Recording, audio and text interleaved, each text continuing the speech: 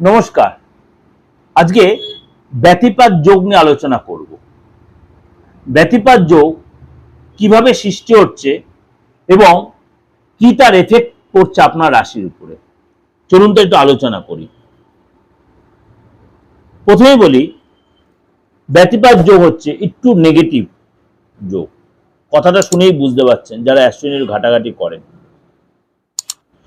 মানে ব্যতিপাত যোগ কিভাবে গঠিত হয় সেটা একটু আগে আলোচনা করিনি। যখন সূর্য এবং চন্দ্র এটি নির্দিষ্ট অবস্থানে একে অপরের 360 ডিগ্রি দূরে অবস্থান করে। সূর্য চন্দ্র নির্দিষ্ট অবস্থানে একে অপরের 360 ডিগ্রি দূরে অবস্থান করে। কবে হচ্ছে এই ব্যতিপাত যোগ?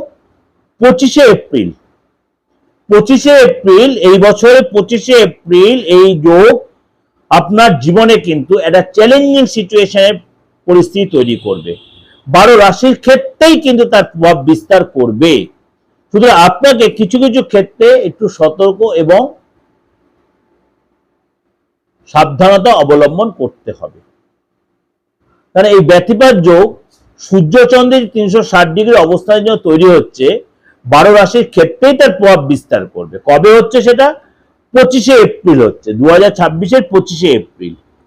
প্রথমে বলি আপনাকে, জোডিয়াক সাইনের প্রথম রাশি মেষ রাশি। মেষ রাশিতে এই মুহূর্তে বসে আছে সূর্য। মেষ রাশিতে এই মুহূর্তে সূর্য বসে আছে।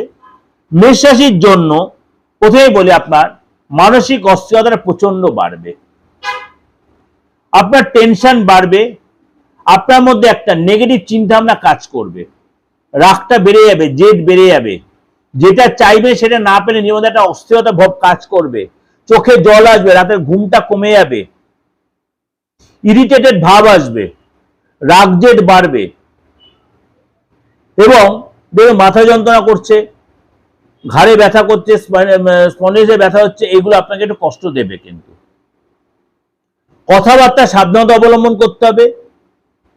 কিন্তু আপনার কিন্তু এই ব্যতিপাত যোগের এই যে নেগেটিভিটি, এইগুলো আপনার থাকার সাথে আপনার কিন্তু ইনকামের জায়গাটা কিন্তু খুব যে পড়বে তা না, কিন্তু খরচটা কিন্তু আপনার হবে।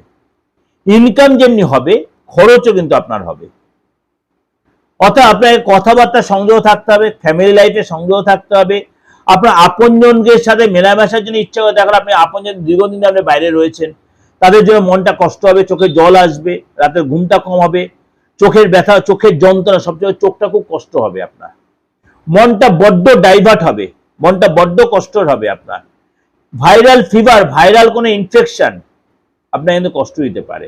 গলার ব্যথা, টনসিলের ব্যথা, জ্বর আসা, ফুসকুড়ি, এগুলো কিন্তু আপনার কষ্ট, গরমে প্রচুর একটা কষ্ট আপনি ফিল করবেন।